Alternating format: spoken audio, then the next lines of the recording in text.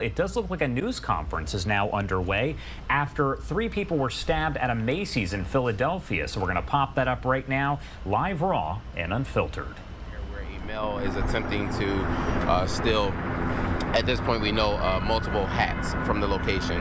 The security here stops that individual.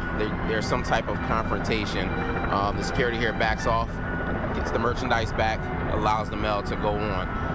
That male is who turns back around about 15 minutes later and comes back to this location, leading to us getting the 911 call just after 11. Officers arrive here. They locate 2 security guards who are suffering from stab wounds that occurred in the second part of this confrontation. When the male comes back into the store, he immediately goes straight towards one of the security guards and then redirects his attention to a second security guard, runs directly to that security guard with a knife already exposed and begins to stab him. There's a scuffle with the second security guard trying to save the first guard that stabbed, and that security guard sustains several stab wounds as well, or slash wounds as well. But what both guards are transported to Jefferson Hospital by police that arrive here, and unfortunately one of the guards is pronounced at 11:19. At this point in time, it is still a very active homicide investigation at this point. The store is closed. In terms of any future announcements regarding the store will have to come from Macy's, but just a tragic situation. Again, you know, just right here, a few weeks before the holiday, the security officers are just doing their job. They're here to make sure that people can come to this location and shop in a safe manner. And for something like this to happen on a Monday morning, you know, again, during a holiday season or any time of the year for that, but just another indication that every bit of crime is important in this city. In terms of this started as a retail theft, upgraded obviously to a robbery, and then led ultimately to a homicide. And so again, it's just a tragic situation. But like I said, early in the investigation, there are probably a lot of questions that you have that we won't be able to answer just at this point. As far as the suspect, we know the suspect fled from this location, hopped on SEPTA, and our communication with SEPTA officers, we were able to track down the one suspect. He has been ID'd by other individuals that were here, but he is going to be transported to homicide along with the witnesses that were here. But that's all we have at this point in time. So, Commissioner, just to clarify, the suspect is in custody. There is a suspect in custody.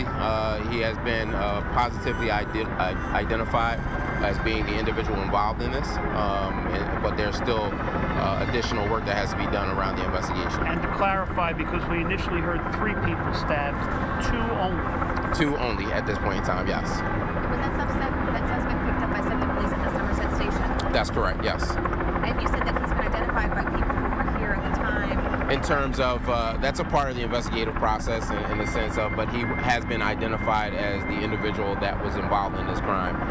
That additional interviews will be conducted and things of that nature, but that's where we're at this point in time. Do you have the ages by any chance of the I'm sorry? Do you have the age of the security guard? I'm not putting out the ages only because I'm not sure in terms of if all family have been notified, and I just don't want to put out the ages, the specific ages, but I will tell you both of them are in their 20s. One has been employed here for a few years, and the other one has been employed here for a few months. And there was also just retail theft has been something that has come up repeatedly, especially here, and that, you know, it's just constantly a problem for them. Can you just speak to that? Well, as far as this establishment here, Macy's, unfortunately, is one of the locations in Center City that has experienced one of the highest levels of retail theft. Just year to date, they have over 250 reports of retail theft at this location, and so it is an ongoing situation, an ongoing problem, not just for large chain stores like this, but for, you know, retail in terms of businesses throughout the city. Again, it's not any less important as far as on our chain of things to address as far as safety for the city, because as you can see, very important in the fact that what starts out as a retail theft has ended in a homicide here. And so again, it's still a very important you know, crime that we have to continue to work towards you know, making sure that we see a little bit of a decrease in. Another quick question, were these security guards armed by any They are not. They're hired by Macy's, but they are not armed security. Do you know if they're like are they kind of trained to how to encounter somebody who may be?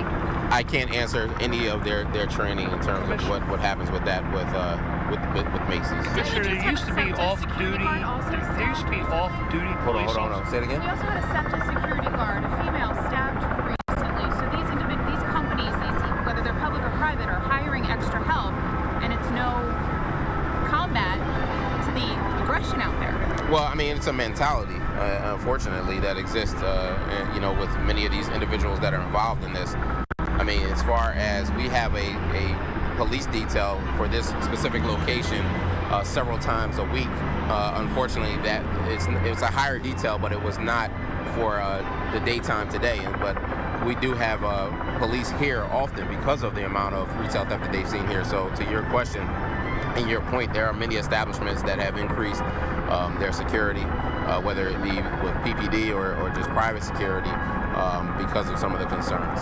This Macy's during the holiday season is a huge attraction because of the windows. What do you have to say to all the visitors and people alike that are just coming around here and this happens? I mean, it's a huge attraction. You hear the music playing in the background. I mean, it's very unfortunate to see, our city experience this. I mean, but again, still encourage people to come to our city. Still encourage people to come and, enjoy the city as best as they can. But I mean, this is a situation where you can't predict that something like this is going to happen, but quite naturally this is the work that we continue to do. I mean, I think we've stressed that over and over again, that we've done had some significant strides in terms of some of the violent crime that has been reduced in this city through the course of this year, but it's still not good enough when people don't feel safe. And the fact that you have an incident like this occur on a Monday morning at a major retailer in Center City is troubling. And so at the end of the day, it's a big concern for our city, and we have to continue to push. We have to continue to work together, because again, it's just not police. This is every body in the city coming together to try to push to make sure that we are working for a better city and a safer city. I know it's really early, Commissioner. Do we know if he has previous history with police? That I don't know. I mean, again, that will be something that we look into as a part of the investigation. It's very early in the investigation, and so don't have that information just yet. How much time was spent between when he initially was caught by security trying to steal the hats? You said that the first call came in at 11:01, and then... Yeah, so we weren't called when he initially came here. Security here stopped him. That had probably occurred around 10:45 or so, 10:50. They have an interaction with him when he's stealing hats. That turns into a small confrontation. At that point, they retrieve the merchandise. He exits the store.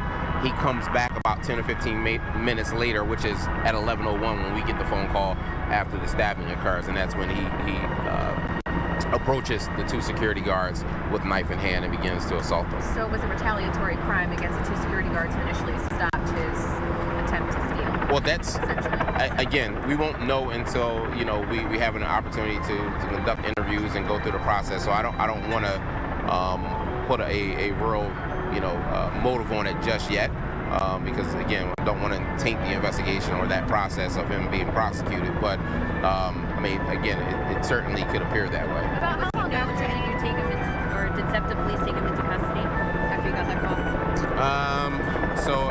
We were just notified maybe 10-15 minutes ago that he was taken into custody. I'm sorry, probably about 20 minutes ago that he was taken into custody at the Somerset station. All right. Additional updates will come out. If there's any additional information, Public Affairs will put that out. Thank you, sir. Thank you.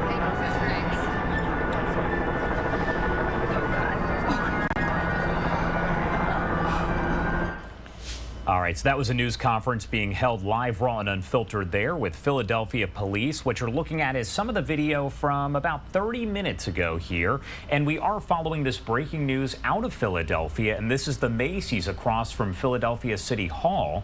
Philadelphia police confirming 2 security guards were stabbed inside the store, and at least one of them has died from those wounds. The 2, we're told, were rushed to Jefferson Hospital for treatment. Again, one of them, we're told, has passed passed away. No identification has been made at this point, but police say both security guards are in their 20s. Now, we are told there is a suspect in custody, as Philadelphia police say they were alerted to that about 15-20 minutes ago. However, no information has been released about that person. We are just told that they are in custody. Police do describe this as a retail theft that turned into a homicide. Again, this is the Macy's that is right there across from Philadelphia City Hall, so a pretty packed store on a normal basis.